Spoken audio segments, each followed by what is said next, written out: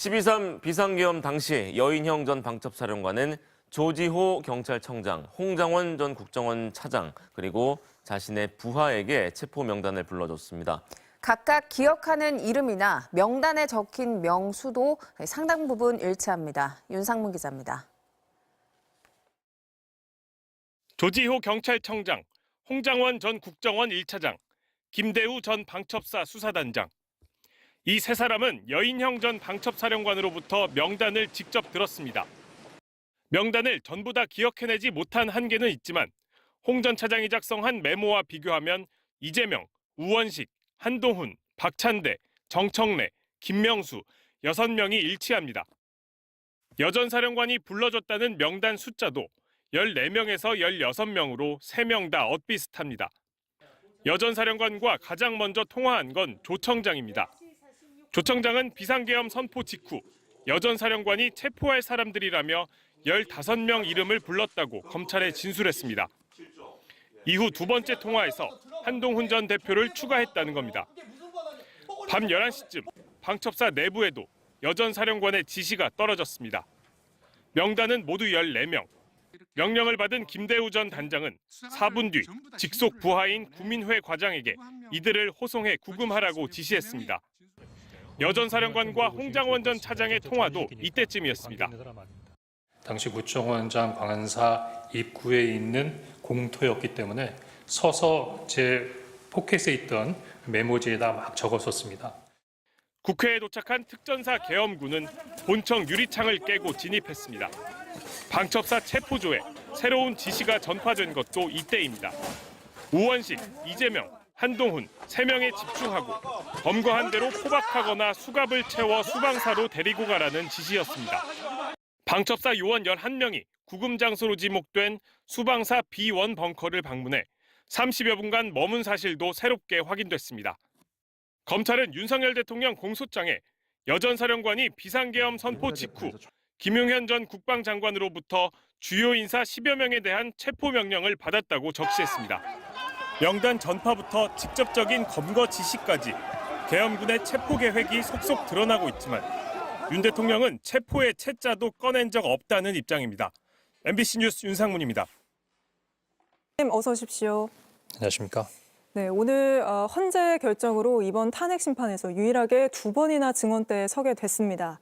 어제 탄핵 심판에서 조태훈 국정원장과 윤석열 대통령 쪽에서 굉장히 홍 차장님의 증언을 흔들려는 시도가 있었는데 보셨습니까? 예, 봤습니다. 좀 어떻게 보셨어요? 일단은 최근에 그 12월 3일 날에 어떤 사건이 있은 다음부터 사실 많이 불편했습니다. 네. 심지어는 두렵기도 했고요. 제가 군인 아니면 정보기관의 관료로 살아오면서 조직과 상관에게 충성하는 삶을 살았는데 네. 지금 어떻게 저의 대척점에 대통령과 직속상관인 국정원장님이 계시는 양상이 돼서 상당히 그런 부분들에 대한 상당히 심적인 고통을 많이 갖고 있었습니다. 네, 그러실 것 같습니다. 그런데 제가 거짓말을 했다고 또 지속적으로 주장해온 분이 2분 계신데 그게 네. 바로 또 한 분이 대통령이고 또 한 분이 국정원장이십니다. 한때 모셨던 입장에서는 이보다 더 불편한 상황은 없을 겁니다. 하지만 어제 대통령께서 말씀하신 거나 증인으로 참석한 조태영 원장께서도 대부분의 시간을 저를 공격하는데 총력을 기울이시더군요. 네. 대통령 탄핵 재판이 아니라 마치 홍장원 재판 같다라는 느낌이 들었습니다. 네, 홍장원 재판 같다는 느낌까지 받았다. 하나씩 좀 짚어보면요. 윤석열 대통령이 특히 당시 홍 차장이, 그러니까 차장님이 술에 취해 있었다 이런 이야기를 했는데 그때 상황이 어땠는지, 상태가 어떠셨는지 정확하게 설명해 주실 수 있을까요? 물론 그 시간에 저녁 식사를 하고 있는 자리였기 때문에 혹시 그런 생각을 하실 수 있을 것 같은데 뭐 앞에 있다면 술 냄새가 나서 좀 술을 먹었나 할 수 있는데 목소리로 만약에 드셨다면 네. 제가 아마 혀가 꼬였다는 얘기겠죠. 근데 그날 저녁에 식사한 분들이 뭐 신상까지 밝힐 수는 없지만 55년생, 56년생의 연세들이 굉장히 많으신 분들이고 제 그 다음 날 출장이 있음에도 불구하고 취소하지 못하고 저녁을 했던 이유는 예전에 약속을 했던 연러분들하고의 약속이었기 때문에 그 자리가 대통령님께 혀가 꼬여서 말을 못할 정도로 취기 있는 부분으로 전화를 받았다는 생각이 되지 않고요. 네. 더구나 다음 날 출장을 준비하느라고 저녁 식사 시간에 늦게 갔고 더구나 20 정도의 대통령님께서 전화를 하라고 하신다는 지시가 있다는 전화 받았기 때문에 사실은 첫 술도 못 두고 그 자리에서 다시 떴으니까 제가 보기엔 그 자리에서 뭐 술이 취할 정도로 자리했던 것은 아니다. 뭐 이렇게 변명을 해야겠네요. 네, 첫 번째 통화 대통령으로부터 2차례 전화를 받았는데 지금 그 2차례 통화에 대해서 대통령은 내가 그런 체포 지시를 내린 적이 전혀 없다 이렇게 주장하고 있습니다. 혹시 좀 디테일하게 그날 통화가 어땠는지 더 설명해 주실 수 있을까요? 뭐 이를테면 뭐라고 이름을 불렀는지 뭐 이런 부분까지요. 예, 제가 이 관련된 내용은 이미 검찰, 경찰, 공수처 아니면 국회나 헌재에서 다 이야기한 부분이고 언론에서도 많이 나왔기 때문에 다 알려진 부분이라고 생각이 됩니다만 아마 제가 직접 입으로 옮기는 건 처음이라서 아마 물어보시는 것 같습니다. 첫날 20시 22분에 제가 전화를 드렸을 때는 먼저 제가 대통령님께 전화를 드리는 거니까 국정원 1차장 홍장원입니다 라고 말씀을 드렸고 별일 없나? 라는 부분으로 짧게 말씀하셔서 네, 특별한 사항 없습니다 라고 말씀드렸더니 내가 한두 시간 후에 중요한 할 얘기가 있으니 전화기를 잘 들고 대기해 라고 네. 말씀하셔서 제가 네, 잘 알겠습니다라고 아주 간단하게 전화가 종료됐습니다. 통화 시간 자체도 굉장히 예. 짧았던 거죠. 그 시간에 저한테 전화하셔서 국정원장이 자리에 없으니 국정원을 잘 지켜라 라고 말씀을 하셨다고 하셨는데 근데 마침 20시에 조태영 원장하고 대통령께서 통화를 하셨더군요. 네. 그래서 조태영 원장이 관저에 있습니다. 미국 대사하고 만찬을 했습니다. 네. 내일 미국 출장을 출발합니다라고 말씀을 드렸다고 하면 20시에 조태영 원장하고 그렇게 통화를 하신 다음에 20시 22분에 저한테 전화를 하셔서 원장이 없으니 잘 지켜라. 그렇게 말씀하셨을 것 같지 않은데요. 그렇죠? 그리고 이 중요한 게 두 번째 통화인데 이제 두 번째 통화에서 싹 다 잡아들여 이렇게 얘기했다는 거잖아요. 근데 그 통화에 대해서도 윤석열 대통령은 격려 전화였다라고 하고 있습니다. 근데 격려 전화라고 한 그 전화 통화 시간이 혹시 얼마나 됩니까?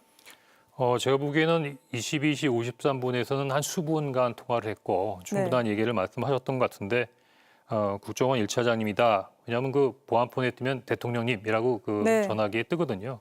그래서 국정원 1차장입니다라고 말씀드렸더니 조금 격앙된 목소리셨어요. 봤지? 그 비상계엄 발표하는 거 뭐 이렇게 한번 저한테 확인하셨고 네, 격앙된 제가- 목소리로. 예, 제가 봤습니다. 이렇게 말씀드렸더니 지금 아마 이 이야기에 대해서 진짜냐 아니냐 뭐 이런 부분의 얘기가 많지만 뭐 제 입장에서는 들은 대로 얘기할 수밖에 없지 네. 않겠습니까? 이번 기회에 다 잡아들여 싹 다 정리해라는 뭐 그 말씀을 하셨고 그래서 구체적으로 어떤 부분에 있어 지시를 하시는 건가 조금 귀 기울여 듣고 있는 상황에서 국정원에도 대공수사권을 줄 테니까 우선 방첩사를 도와. 그러니까 뭔가 잡아야 된다고 생각했는데 우선 방첩사를 도우라고 하니까 이제 방첩사의 방점이 찍히는 거죠. 네. 그래서 자금이면 자금, 인력이면 인력 무조건 도와. 굉장히 강한 말씀을 하신 거거든요. 그래서 제가 네 알겠습니다라고 하고 전화가 종료된 것으로 기억을 합니다. 알겠습니다. 그리고 윤석열 대통령 쪽에서 다시 증인으로 불러내겠다는 건 이른바 홍장원 메모를 다시 검증하겠다는 것일 텐데요. 어제 조태영 원장이 그 메모가 거짓이라고 자신을 생각한다 이렇게 증언을 했습니다. 또 그 근거로는 장소 얘기를 하면서 CCTV를 얘기를 했는데 보셨죠? 봤습니다. 어떻게 보셨습니까? 제가 보기에는 조태영 원장님께서 아마 헌재에 나오기 전에 뭐 내부적인 부분으로 많이 어떤 일이 있었는지에 대한 어떤 조사를 많이 충분히 하시고 어떻게 보면은 홍장원 차장이 당시 거기 있으면서 어떤 문제점이 있지 않나를 면밀히 보셨던 것 같아요. 더구나 이제 보좌관 얘기도 하면서 보좌관에 대해서도 뭐 상당히 자세한 부분에 조사를 하신 것 같은데 저는 조금 긍정적인 부분은 저의 어떤 한계에 있는 개인의 기억에 의존하는 것보다는 뭐 CCTV든 아니면 다른 부분에 있어의 조사를 통해서 당시의 상황을 정확하게 규명하는 부분은 바람직하다고 생각됩니다. 다만 제가 조금 전에 별도로 말씀드릴 때 말씀드렸지만 이건 약간 선택적 기억이다. 어떻게 그것만 꼭 집어서 얘기하냐. 11시 6분에 직무실에 있었다. 그러니까 11시 6분에 너 관저에 있었다 그랬는데 직무실에 있으니까 그게 거짓말이면 다 거짓말이다. 약간의 침소공대로 느껴지고요.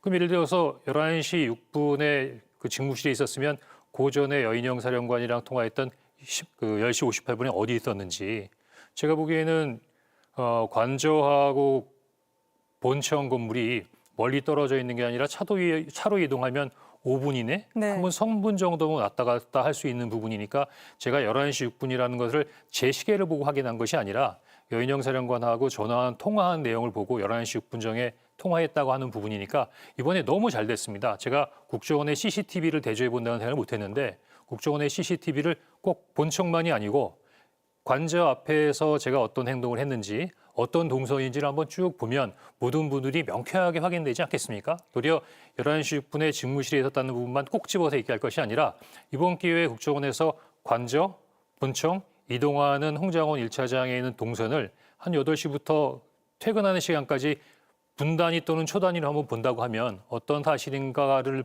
훨씬 더 정확하게 파악할 수 있는 부분에서 계기가 되겠다 이런 생각이 듭니다. 오히려 또 한 가지는 지금 뭐 다른 부분에 있어의 증인들도 그렇지만 그 조태영 원장님도 기억이 나지 못한다. 충격적인 상황인데 어떻게 그런 부분들 다 기억하냐. 상당히 급박한 상황이었다라고 말씀하시는데 저한테만 조금 AI 수준에 있어서의 기억력을 요구하시는 것 같은데요.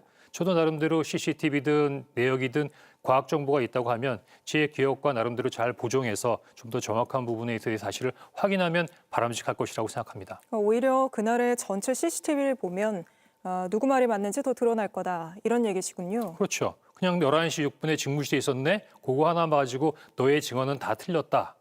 신뢰할 수 없다라고 하는 부분은 조금 침소봉대가 아닌가 싶습니다. 알겠습니다. 그리고 또 조 원장은 특히 이 메모가 4가지 버전이 있다 이런 주장도 했는데요. 제가 사실은 굉장히 놀라운 부분이 조태원 원장님은 빈말하시는 적이 없습니다. 네. 굉장히 다 의미를 담고 있는데 네 종류라고 하지 않습니까? 혹시 네 종류라고 하면 A, B, C라고 하는 4가지의 메모가 있어서 다 내용이 다르거나 제가 A, B, C로 옮겨가면서 내용이 뭔가 좀 바뀌어가는 부분의 뉘앙스를 주지 않습니까? 네, 지금 메모를 실제로 가지고 오셨죠? 한번 예, 갖고 보여주면서 왔습니다. 설명해 주실 수 있을까요? 혹시 네가 어떻게 어디다 이렇게 보여드릴까요? 예. 네가 어떻게 이 메모를 가지고 있냐라고 말씀하시는데 요즘에 경찰이나 검찰에서는 그 디지털로 증거를 수집하더라고요. 네. 그래서 요거를 아마 촬영해서 증거 시스템 관련된 부분이 있어요. 포털에 올리니까 바로 증거 능력이 있는 부분이 있어서 그러니까 당시 수거한 부분에 있어서 자료로 확인되던 부분인데 그래서 원본은 제가 그대로 가지고 있습니다. 네. 근데 사실 이 정친 체포하라는 지시 들었다고 증언한 게 차장님 분은 아니잖아요. 뭐 곽종근 전 사령관도 있고 조지호 그런데 이런 경찰청장. 부분에 있어서 동일한 부분이 네. 있고 이런 부분에 있어서 다른 점이 있습니다. 예를 들면 저만 뭐 그 관련된 부분에 있어서 명단을 얘기했다고 하면 맞아? 틀려? 하는 부분에 있어서의 논란이 있을 수 있겠지만 일단 첫 번째는 방첩사의 수사단장과 수사관들이 심지어는 그 현장에 있었던 현장 수사관들까지도 이재명 의원식 한동훈을 잡으러 한다는 부분에 대한 카톡까지 다 돌렸던 상황이니까 네. 그런 부분은 뭐 방첩사에서는 이미 많이 알려진 부분이고 그 조지호 경찰청장도 처음에 14명의 명단을 받았다가 한동훈을 추가해서 15명 명단을 받았다는 거 아니겠습니까? 근데 다른 점이 한 가지 있습니다. 방첩사는 여인영 전 사령관으로부터 지시를 받았죠. 여인영 전 사령관은 본인이 김영현 국방장관으로부터 그 명단을 받았다고 했죠. 네. 조지호 경찰청장도 여인영 사령관으로부터 그 요청을 받은 거지 않습니까? 그럼 다 여인영 사령관을 중심으로 움직여지고 그다음에 결국은 그 명단도 김영현 장관으로부터 받았다. 근데 저는 물론 명단은 여인영 사령관으로부터 전달을 받았지만 그 전에 좀 특별한 변화를 받습니다. 대통령으로부터 뭔가 싹 잡아드리라고 하는 부분에 있어서 뭐 체포의 채자는 아니지만 뭔가 그 체포와 관련된 부분에 있어서의 뭔가를 수행하는 부분에 대해 지시를 받았는데 현재 대통령으로부터 이런 부분의 지시를 받은 사람은 딱 2사람인 것 같습니다. 저하고 곽종근 특전사령관. 그래서 아마 저하고 곽종근 사령관에 대한 여러 가지 부분에 있어의 공격이 집중되고 있는 것이 아닌가라고 생각이 듭니다. 알겠습니다. 그리고 마지막으로요. 어제 또 조태용 원장이 그 증인으로 나오면서 밝혀진 의외의 사실이 계엄 선포 직전에 김건희 여사와 연락을 주고받은 게 드러났는데요. 국정원장 또는 이 국정원 간부가 여사와 직접 소통할 상황이 있습니까? 그건 뭐 조태원 원장님한테 여쭤봐야 할 사항이긴 한데 모두 다 그렇게 생각하시면 굉장히 의외라고 생각이 들죠. 네. 근데 이제 조태원 원장님께서 12월 3일 이후에 있었던 부분을 말씀드리면 비상계엄 국무회의 갔다 온 부분들도 정무직한테 얘기 안 했지 않습니까? 그다음에 제가 비상계엄이 어떻게 된 거냐, 언제 일어난 거냐 물었더니 그런 걸 왜 물어 그러셨잖아요. 제가 보기엔 이 정도로 내밀한 김건희 여사와의 관계 이런 부분들은 주변하고 관련된 부분의 내용을 공유하지 않으셨을 겁니다. 혹시 국정원에 오래 계셨으니까 국정원장이나 국정원 간부가 영부인과 소통한 사례가 있습니까? 제가 기억하기로는 처음인 것 같습니다. 알겠습니다. 오늘 말씀 여기까지 듣겠습니다. 나와주셔서 고맙습니다. 홍장원 국정원 전 1차장이었습니다. 예, 감사합니다.